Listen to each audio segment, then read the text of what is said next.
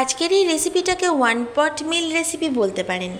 এখানে আছে ফুলকপি, ঝিঙে, পটল, আলু, গাজর, টমেটো, সামান্য একটু আদা কুচি আর কাঁচা লঙ্কা। কড়াইতে সর্ষের তেল গরম করে কাঁচা লঙ্কা দিয়ে সবজিগুলো দিয়ে দিচ্ছি। যেরকম আপনারা দেখতে পাচ্ছেন এখানে মিডিয়াম সাইজের সবজি দিয়েছি, আপনারা পছন্দ অনুযায়ী সবজি এতে দিতে পারেন। এবার সবজিগুলো দিয়ে ভালো করে নাড়াচাড়া করে নিয়ে এতে দিয়ে দেব মুগ ডাল। মুগ ডাল ভালো করে ধুয়ে জল ঝরিয়ে দিতে হবে। এই রান্নাটা কাঁচা মুগ ডাল দিয়ে আমরা করেছি। কাঁচা মুগ ডাল সবজি এবার একটু হালকা করে ভেজে নিতে হবে, কোনোটাই খুব কড়া করে ভাজা হবে না। এবার দেখতে পাচ্ছেন যেরকম ভিডিওতে ভালো করে নেড়ে এর মধ্যে এবার দিয়ে দেব গোবিন্দভোগ চাল। গোবিন্দভোগ চাল ভালো করে ধুয়ে জল ছড়িয়ে এতে দিয়ে দিতে হবে। এবার সব কিছু আবারও ভালো করে নেড়ে নিতে হবে। এর মধ্যে দুটো কাঁচা লঙ্কা আরও দিয়েছি, ঝালের ব্যবহারটা আপনারা আপনাদের ইচ্ছে অনুযায়ী করবেন।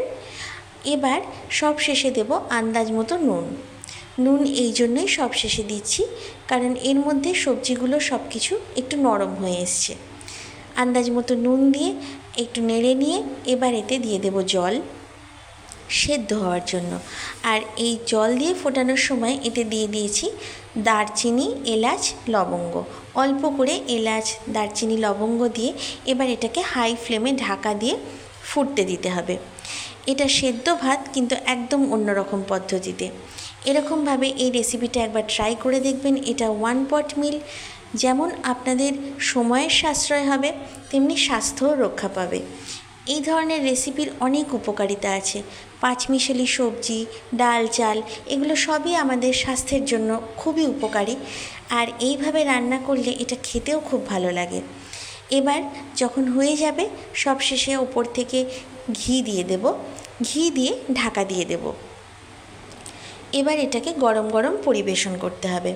থালায় ঢেলে নিয়ে ওপর থেকে আবারও একটু ঘি দিয়ে দিচ্ছি, যেহেতু এই ধরনের রান্নায় একটু ঘি দিয়ে খেলে ভালো লাগে।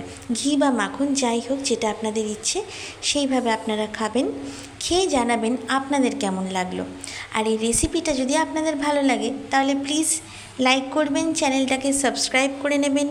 ধন্যবাদ।